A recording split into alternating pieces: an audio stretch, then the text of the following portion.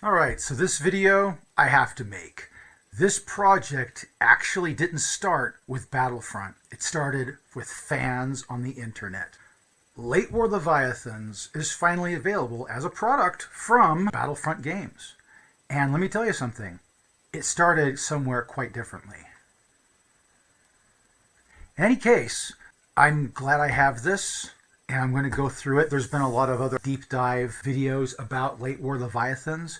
I just want to give my 2 cents, mostly because I've looked through the book with some thoroughness, and I've noticed a few things that I think open this book up for proper use and abuse. I'm going to just talk about everything at once and then go through the details.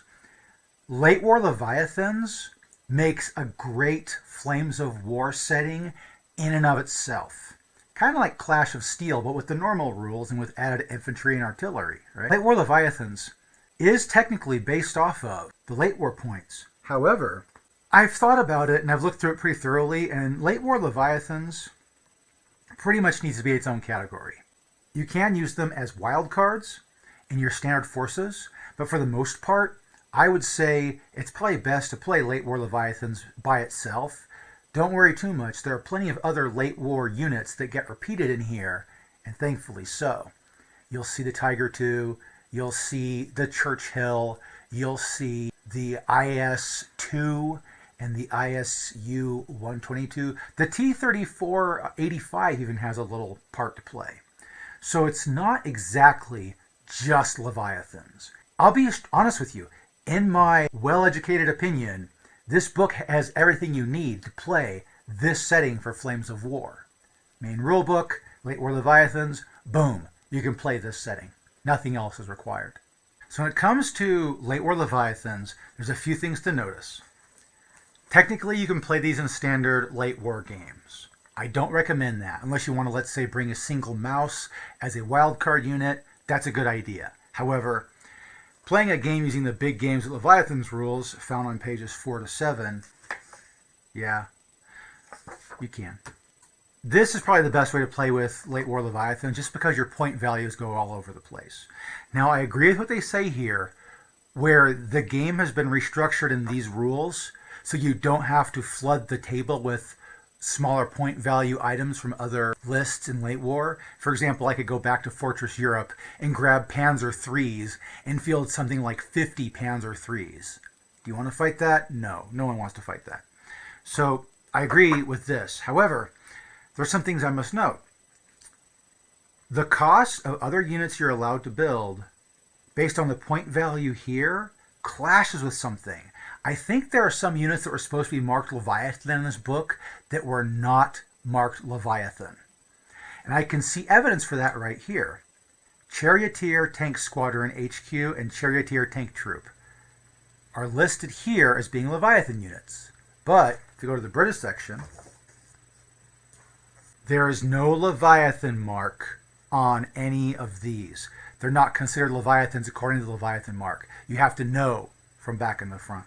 I honestly think there's a lot of leeway. And honestly, I would say the best way to play this book isn't to have these restrictions right here. It's to just play with what's in this book. As long as you're being sensible about it, you should be able to play really good games and not have too much clinching your style of fun. Looking at American forces, they are spoiled with units, although strangely 2 of them we kind of already have. This is available in the Bulge American, essentially, and this is available in both D-Day and in Bulge American as well. And it must be noted, we have a T-29 and T-30 company that is separate from the T-34 company. Strangely enough, these two, despite the fact they're all in the same chassis, are divorced into 2 separate companies for some reason.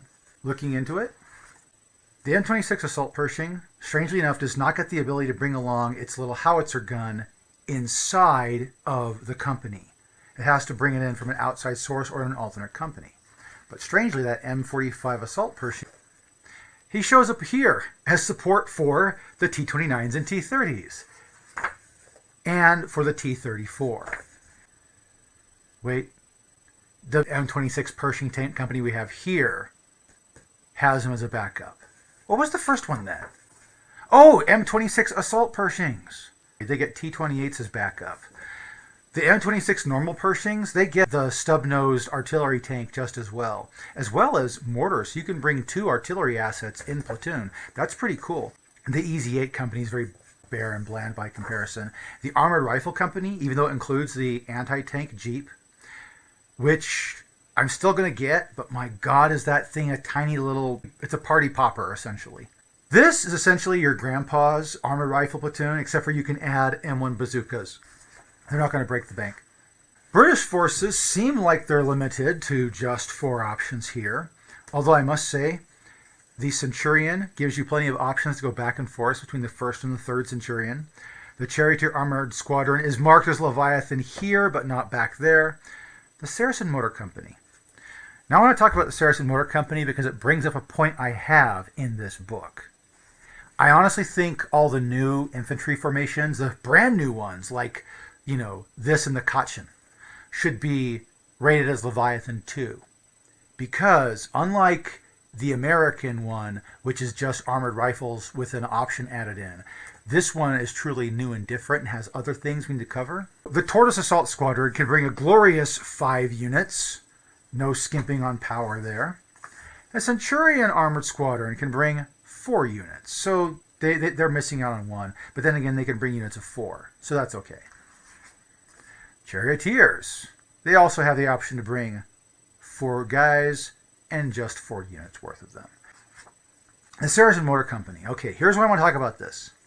Most of the new infantry types that have specialized vehicles or strange missile-based anti-tank cost as much as Leviathans. The only exception being these boys. The Saracen Motor Platoon has pretty normal point values, and the only option is, hey, I bring a Saracen instead of the M5s, which is actually pretty cool. Then you come around and you have the 120mm bat. The full roster of 120mm bat costs as much as the answer to life, the universe, and everything. That's 42 points. That's 3 IS-7 tanks, I do believe. Honestly speaking, that kind of point value should count as Leviathans. I don't think they were made Leviathans for the purposes of being able to squeeze them into other games, but that didn't save them in the long run, because if you want to play Leviathan games, you now have to bend the rules, because some of the new stuff doesn't count as Leviathans. Stuff like the Saladins, they're only 12 points, which is not bad for a tank, but it's pretty bad for an armored car. Plus, it'd be really cool if this, because it's not normal in the normal Flames of War, Late War, this should count as a Leviathan unit. Same thing with the Hornet. I like the Hornet. German forces. They get only 6 units, but the German forces have that wonderful commonality you find in a lot of German late war units, where you bring your first guy, that's the guy you expect to bring, and then everybody else can be swapped out for something else, whatever's based on the box. So your Mouse company can bring Tiger 1s and Tiger 2s as their second choices, and so can the E100. They're pretty good that way. The Panther 88 can bring normal Panthers with IR. The Scorpion has the weird option of bringing just Scorpions for the headquarters, but they can also bring full units of Jagdpanthers and Panzer 470s as their standard units. You can bring a Scorpion force that has almost no Scorpions in it. Then there's the Katzchen Panzersturm Company, which is part of my contention. I'm going to be honest with you. This should be rated Leviathan, and I might as well just tell you now. Okay, Katzchen Panzersturm Company has the option to bring 3 units, has a headquarters option. This is all stuff we've seen. We can actually bring integral Panthers without having to swap out these boys. So that's good. Their headquarters unit maxes out, it's 4 points standing, maxes out at 7 points for a headquarters unit. The Katzchen Panzersturm Platoon. It's constructed the same way any Panzer Grenadier company would be constructed, but a basic company of 2 units at smallest size with everything you could possibly want in the form of, Leviathan stuff, the upgraded Panzerfausts, the Red Riding Hood missile, all of that stuff. The minimal size company comes out to 53 points, and a fuller, more rich company of the same composition with, more men added and more vehicles added is 65 points. That's more than a Panther unit. Why not have it count as Leviathans? It's not like you're bringing tons of stuff on the table. What is it? It maxes out at like 14 infantry stands? I'm not going to complain about that. The Katzchen are probably the biggest threat, and they are minimum range 16, maximum range 28. So they're not going to be killing everything across the board. The Katzchen with a missile attached has to get in there and fight. And it's supposed to. It's an attachment that follows the infantry around. That's why I argue that you should be able to just play stuff that's in the Leviathans book with the Leviathans points, not caring about what you're separating into Leviathans or possibly Leviathans, possibly other units, because a lot of these other units make perfect sense to have, and they cost just as much as Leviathans do, especially these Katzchen, or Katzchen. I don't know how to say anything in German, so mwah.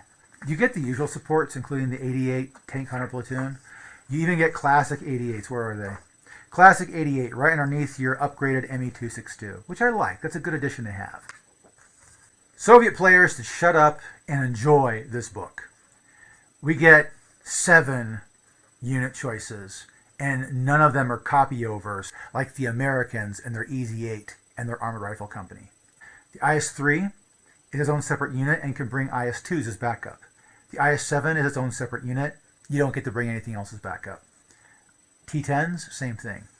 The heavy self-propelled artillery regiment has that awesome thing where your command is a single IS-2 late mark, and you can mix and match the ISU 152, 122, and 130 freely amongst the units. Counts as Leviathans, worth it. The T-44 can bring its second platoon as T-3485s. Do you have T-3485s? Do you want to play with them? Do you have T-44s? Mix and match, have fun. The T-55 can do the same thing with the T-44, so there's no mix and match problems there. The BTR Motor Rifle Battalion, let's go look at that for a second. This is the Soviet option for your Leviathan infantry. They're not so Leviathan. In fact, it's weird. They kind of work like the guys from Team Yankee. Let me just point this out. First of all, they get 2 options to bring the B-10 that you get from Vietnam. Not as good. Its anti-tank is like 11 or something, so you can bring it if you want to. You might as well have like a Panzer IV. 2 points for the H headquarters, so that's good to go. 11 or 16 points for the unit, and it is composed of the infantry teams and their leader, and 5 RPG-1s. This is very manageable by comparison to a lot of the other ones because your only option is to add additional Maxim HMGs. Okay, in a game that's mostly about tanks, why would you do that? You're so worried about that Saracen motor platoon outnumbering you? Oh, poor boy. The Soviets have, in my opinion, the best infantry option, even though the American armored rifle is there. We've seen it before. This does the same thing the American motor rifle does, except for it's not carrying around the mortars and the machine guns, so there's no mixing of options. Everything is simple, everything is what it should be. You just have RPGs to kill tanks and machine guns to shoot infantry. Your support options are the ones you've seen before, so nothing here is going to stand out and make you jump for joy. This comes from the Vietnam book. The Shmel is a support option, and it costs max 12 points. So it'll fit. The Soviet options fit inside that limit they give you at the front of the book, where a lot of other nations don't. Yeah, you've seen this stuff before. Here's the back of the book. I'm going to say it one more time because I really think it needs to be stressed. Even though they tell you how to play a Leviathans game in the front of the book with specific rules and details, if you just grab this book and just play with this book and the units you find in here, things will balance out just fine. And that's because some of the units aren't marked as being Leviathans, where honestly I think they should be included in Leviathan's point values, just so you don't have to worry about squishing an infantry Katzchen platoon into this tiny little allotment of other, when you could just buy what you want to and go with that. It's all here in the book. It's funny because they call it Leviathan's armored rifle, and I find that hilarious because technically it could count as Leviathan's unit because it has Leviathan in the name. But that doesn't explicitly say so. None of the infantry options are down here. So there's that. My point stands. I really like Late-War-Leviathans. There are some really good vehicles in there, and they do a really good job fighting each other. And they absolutely whoop it out on a late war battlefield. you might as well just play Late-War-Leviathans using big Late-War-Leviathan games. So you can bring all your fun tanks, as well as infantry, as well as aircraft. I do think that that one restriction needs to be lifted. I think this list of vehicles that I'm showing here right now and support options, I think this list right here really needs to be considered Leviathans for the purpose of including it in your point value selection. It's because of the cost. It's because it's not something you should see in a normal late war Flames of War game. Thank you for watching my video. Go out and look into Late War Leviathans. If you hate Late War Leviathans and you just want to get away from it, keep in mind this is still a good resource. If they insist on playing 100% of the time, just count them as playing a different setting, much like mid-war is different than late war. That's how I would do it. There's no reason to spit on Late War Leviathans. Thank you for watching my video, and hopefully the dice will always roll in your favor.